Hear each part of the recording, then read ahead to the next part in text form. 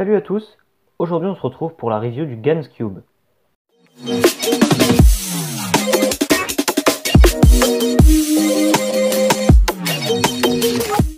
Je vais démarrer cette review par donner quelques caractéristiques générales sur ce Cube.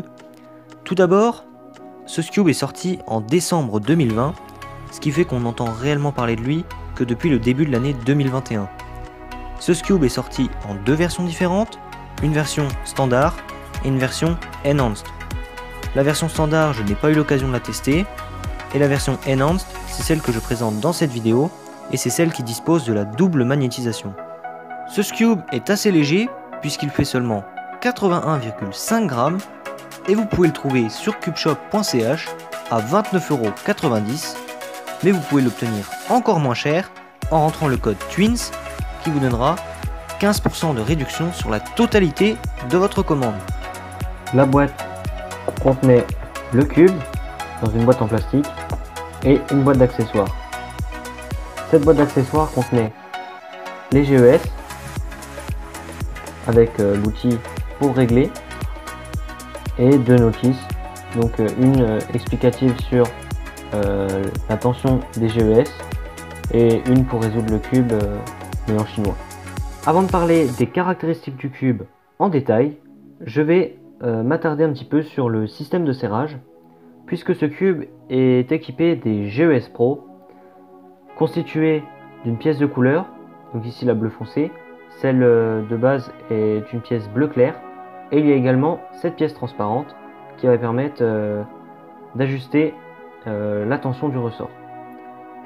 On peut donc faire un double serrage, ce qui est plutôt pas mal pour la personnalisation. Pour moi, le plus gros point fort de ce Cube reste le nouveau système de magnétisation, puisqu'il permet de relier ces aimants collés au corps à ces pièces, donc ces pièces coins, qui ne sont pas attachées, qui ne comportent pas de vis, contrairement à ce coin. Ces pièces sont normalement détachables, et le fait d'avoir mis des aimants, ça permet de les maintenir mieux dans le cube, et ça permet d'avoir une stabilité un peu plus importante, et cela est d'autant plus vrai lors de l'exécution d'algorithmes à finger tricks un peu particuliers. Le Cube dispose également d'une magnétisation un peu plus classique qu'on pourrait trouver sur le X-Man Wingy ou le Moyu Aoyan. Pour la version Enhanced uniquement, ça permet une double magnétisation qui est quand même un plus pour pouvoir exécuter ces algorithmes de manière très correcte. Je vous ai mis une vidéo où je fais quelques algorithmes afin de vous montrer à quel point ce Cube est excellent.